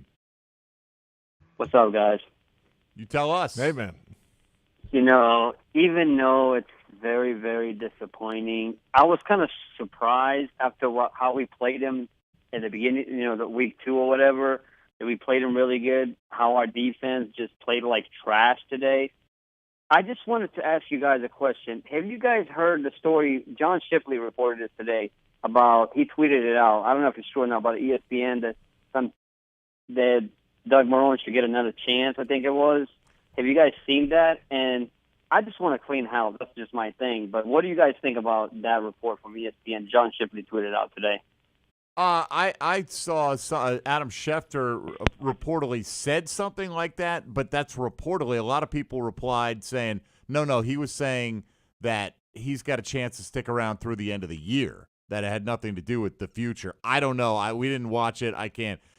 Look, you tell me a new GM is going to come in here and he's going to keep the same coaching staff that is on a 12-game losing streak right now? Come on. I think that would be hard. I think that would be hard for everybody involved. And I'm not advocating for Doug Marrone to get fired or let go, because he has some really good coaches on his staff. But I just think it would be hard. I think it'd be hard for the fan base. I think it'd be hard for a new general manager to say, hey, this gives me the best opportunity to go forward. I mean, maybe you feel like you can do a look-see, but I just think if you're coming into a situation like you're coming into a one-win football team, I think you want to just do it your way. You want to start the process right from the ground up. And I don't know if a new general manager will have the same vision for how football should be played as the vision that Doug Marrone has for the way the game should be played. Yeah, and also, we don't know who that general manager is going to be. So how can you possibly have any insight into his thought process when you don't know who it is? I mean, I just, how could a report, the Jaguars would, who on the Jaguars is considered, unless you're saying that you've got a source named Shad Khan, who I doubt has made that kind of decision at this point, Bucky. I mean, I'd be stunned beyond belief, because he is a businessman. He knows he's going to have to sell tickets next year. Good luck firing up the fan base if you bring back a coaching staff who's had 3 consecutive losing seasons, including one that looks like it's headed to 1-15. I think that would be hard. And I think what you want to do if you're Shad Khan, you want to give yourself every option. Because it may be a situation where the guy that you want is a head coach who maybe you give ultimate power and authority to, where he can go and pick his general manager. So I think right now you want to leave all the cards on the table. You don't want to box yourself into one way of thinking. I think you want to get partially down the road with some of the interviews before you make a decision on what you want to do with the coach, which is why David Caldwell was let go when he was let go. So you can get a head start on that interview process and make a determination on whether it's going to be a GM head coach or if it's going to be a head coach who then picks a personnel man to help him operate the team the way that he sees fit. All right, let's get Art in Orange Park before we break. Art, you're on the Scoreboard Show with Bucky Brooks. Go ahead, please. Hey, guys. Thanks for taking my call. Hey, Bucky, how are you? Man, I'm good. How you doing? Great. Hey, listen, I think I would speak for at least a lot of my neighbors and fellow Jag fans, and I think we're all at the same threshold right now where we're kind of looking at 2021 and kind of mailing in the rest of this year. So this thrust of trying to put the most competitive quarterback out there, I could give 2 shakes about that anyways. It doesn't matter. I mean, whether we lose by 5 points or 35 points, it really doesn't matter. But I like to glimpse into the future a little bit. Let me throw a little theory out here at you, because it looks like, I mean, I hope among hope, but I think the Jets have pretty well got a lock. I don't see them losing. I hope they do, but I don't see them losing. And I think Trevor's pretty much gone. But I'm also one of those Jaguar fans that's not really sold on Justin Fields. I think he's a work in progress. They're having a big sample size on him. He's a great athlete, no doubt about that. But we have a tendency as fans here of, hey, somebody like Jalen Ramsey, who's a great athlete, stays here, and then they want to go to a bigger market after 4 years anyway. So I would rather throw something out there and let's start negotiating and maybe go after Sam Darnold. They're going to have to deal Sam Darnold if they take Trevor Lawrence. They're not going to keep both of them. Why wouldn't we get somebody like Sam Darnold, who's already had 3 or 4 years in the league, surround him with Kyle Pitts and Jamar Chase out of LSU and some receivers that scare the hell out of other defenses, and go that route and put some exciting football on the field? What are your thoughts? Thanks for the call. I don't really know if Sam Darnold can play. I mean, I know that we've talked about him. He's been a top pick, and he's played in New York, and everyone has made every excuse for why it hasn't gone his way. But I don't know if we have enough signature games to say that Sam Darnold is a legit high-end quarterback in this league.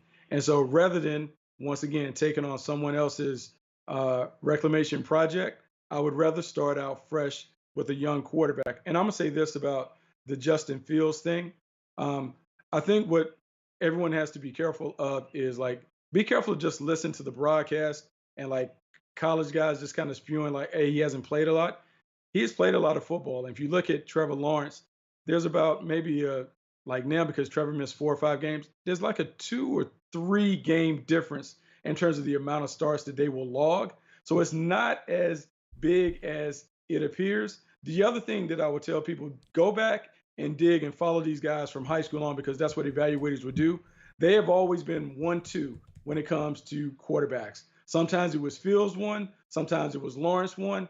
And if we go back, and if you got opportunity on YouTube or anything else, just go back and look at the college football playoff game from a year ago and just think about which quarterback was the best quarterback on the field. I do not think the gap was as big as people are making it out to be.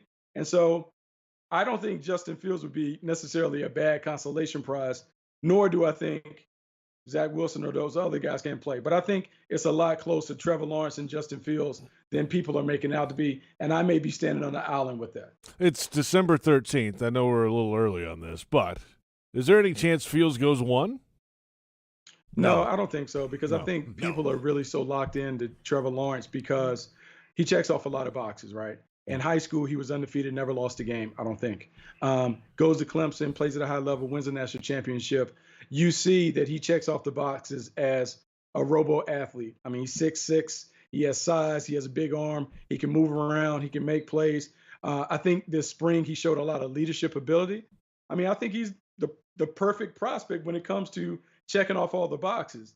That said, I think Justin Fields is close behind him.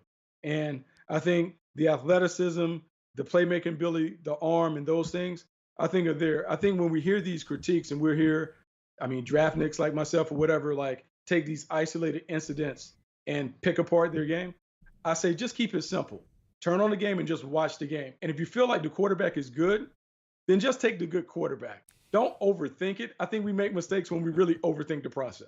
I'll say that in terms of actual pass attempts, Trevor Lawrence has had twice as many as Justin Fields collegiately. He's had 1,054, and Fields has thrown it 530 times in his time because he played in a lot of games at Georgia, but he didn't start those games. So he's got, he only had 39 attempts in the 12 games he played in 2018 at Georgia. So I do think there's a big gap between their playing experience. Yeah, but also like when you break down where Trevor Lawrence is throwing, you're going to find that most of his throws are 5 yards or under, a lot of bubble screens, a lot of swings, a lot of things that are at or near the line of scrimmage. Also, his rate against the blitz drops tremendously. When you go back and you look at how he played against Ohio State and LSU when they dialed up the pressure, his game changes. And so even though the pass attempts may be more significant, it is about how they played and those things. And I'm saying Trevor Lawrence is 1, Justin Fields is 2. I'm just saying where people are making a gap like is this, I'm saying it's more like that. It's a little closer than people are making it out to be, in my opinion. All right. We've got plenty of time to delve into that in the months ahead, and I'm sure we will. And we'll come back in just a moment. One final segment of the Scoreboard Show after a Jaguars loss in Week 14, 31-10 the final. And it's the Scoreboard Show on Jaguars Radio.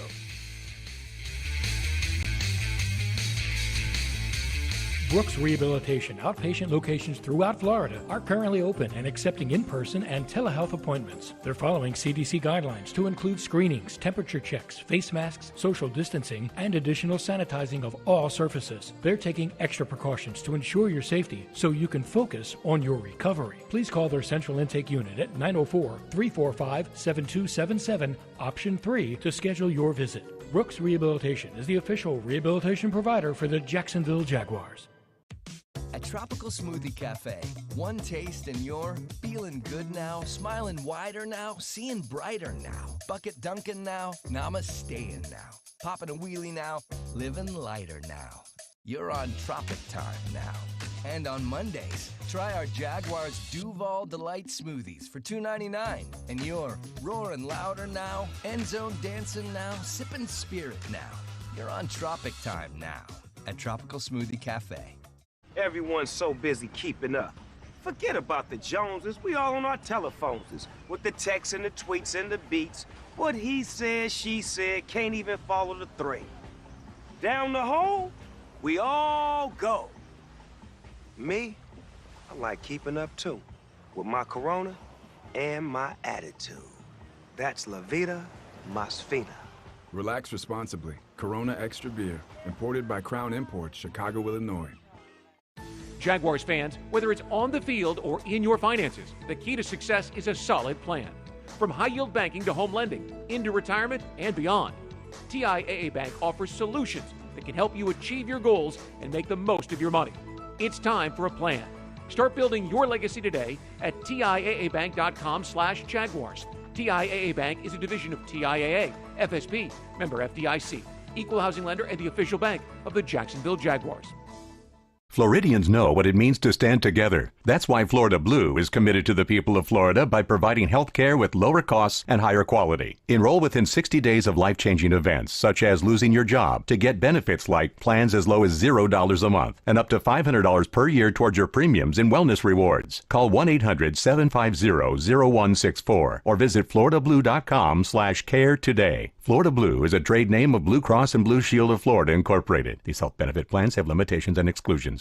Jaguars fans, game day is back, and while it might look a little different this year, the good times, smooth drinks, and tailgate excitement will never change when you're cheering on the Jags with Jameson. So pull up a seat, pour a smooth Jameson, ginger, and lime, and enjoy game day with Jameson. Taste responsibly. Jameson Irish Whiskey, 40% alcohol by volume, 80 proof. Product of Ireland. Copyright 2020. Imported by John Jameson Import Company, New York, New York.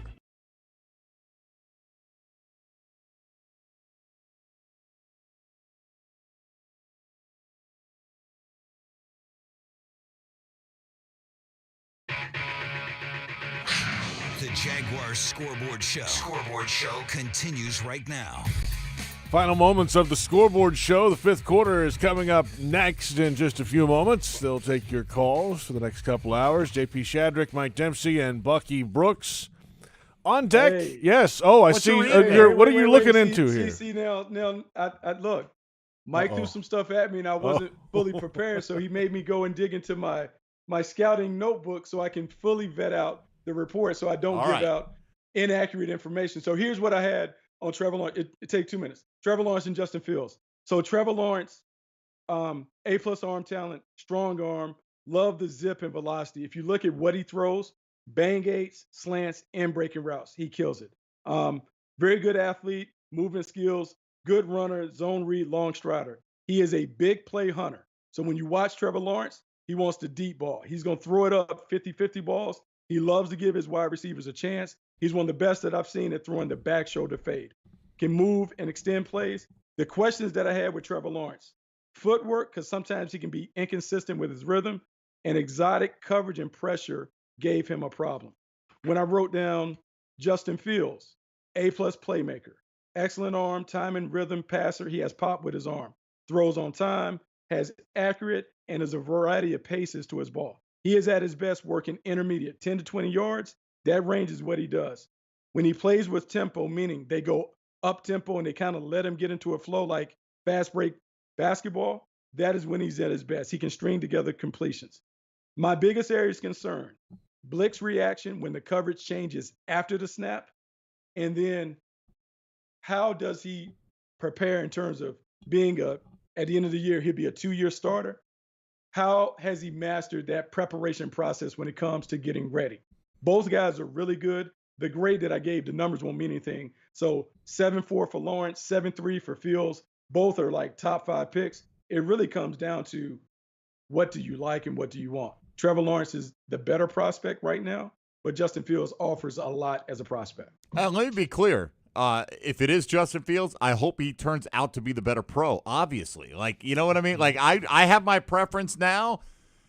We have no say in the matter. You know, we'll see where things fall. But I don't think there's any chance that honestly, barring an injury between now and the draft to one of these guys, I don't think there's any chance Trevor Lawrence doesn't go number 1 in this draft. No, any chance.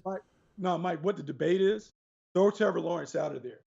The debate that we're going to have is Trevor Lawrence, Trey Lance, and Zach Wilson. If we take those, You mean three, Justin Fields, Trey Lance, and Zach Wilson, right? Yes, that's what I Okay. meant. Justin Fields, Trey Lance, and Zach Wilson. And when you talk to people in the league, the order is all over the place. And so the conversation will be, who is the better of those three? Because there's some people that love what Zach Wilson brings at BYU. He has some of the swag. He's super athletic. He has the ability to make plays on script and off script. You have Trey Lance, who has not played a lot of games, but is very intriguing. If you put him in an offense that is a Kyle Shanahan system, he looks like he could probably be a star. And then you have what I talked about, Justin Fields. And so when you talk to the scouts around the league, it is all over the place on which of those guys should be the next one after Trevor Lawrence. That's what our conversation will end up being. Who is the next best quarterback outside of Trevor Lawrence? We have a lot of fun ahead, it sounds like, in the coming months. And Yes. I'm sorry. Look, I haven't watched Trey Lance. If the Jaguars take Trey Lance second, and a guy who probably needs to sit for at least a year, right? Could you imagine if they take Trey Lance over Justin Fields or I don't think Zach I don't think Wilson? it can be that. I think it has to be the conversation between Justin Fields and Zach Wilson For this team. And I think both of those guys are similar because they're athletic. Both of them are new school quarterbacks, meaning that you can see them do all the stuff that you see Kyler Murray and Josh Allen and all those guys do in terms of running the ball and doing it on the move. I think it comes down to which one do you really believe can be your franchise quarterback long term. And I think both of them are outstanding. Whoever they pick, I hope they make the right choice. Yeah, no doubt about that. And that'll do it for the Scoreboard Show. 12 straight losses. Jags are 1-12. Bucky, we'll talk to you a little later. Yes. JP, don't look at it like that because, like, I hear the despair in your voice. Look at it as like we're one step closer to getting a franchise quarterback. How about that? Like, just flip it. We're one step closer. We didn't mess it up. We didn't fall to the fourth where we don't end up with a quarterback. We're still holding the fort. And if the Jets falter, we may get the guy that everybody wants. The Jets will not falter. First of all, and if that's the case, then you can still win a game and still have the second pick, Bucky. At the very least, second pick. I'm with you, but once you get beyond that, you lose control of the narrative because even if you got a team like Cincinnati moves in there and they're not going to take a quarterback, somebody's going to be offering something to Cincinnati to jump ahead of whoever's in third place. So control your destiny as much as possible, Jaguars. All right, that's it. Let's get out of here. Bucky, we'll talk to you Wednesday on Happy Hour. All right, man. You guys be good. See ya. Bucky Brooks out of here. Happy as can be. The Jags lost again. Mike, we'll talk to you on you'll have Jaguars today. Yeah, that's all what week it's called. long. We'll That's what it's recap called. this one until you're tired of recapping it. Well, 10 ready, to noon. Get ready all for week that. on 1010XL. Be there or be square. That's right. For Mike Dempsey, Bucky Brooks, our entire crew here in the studio with us, I'm JP Shadrick. It's the Scoreboard Show on Jaguars Radio. Good night.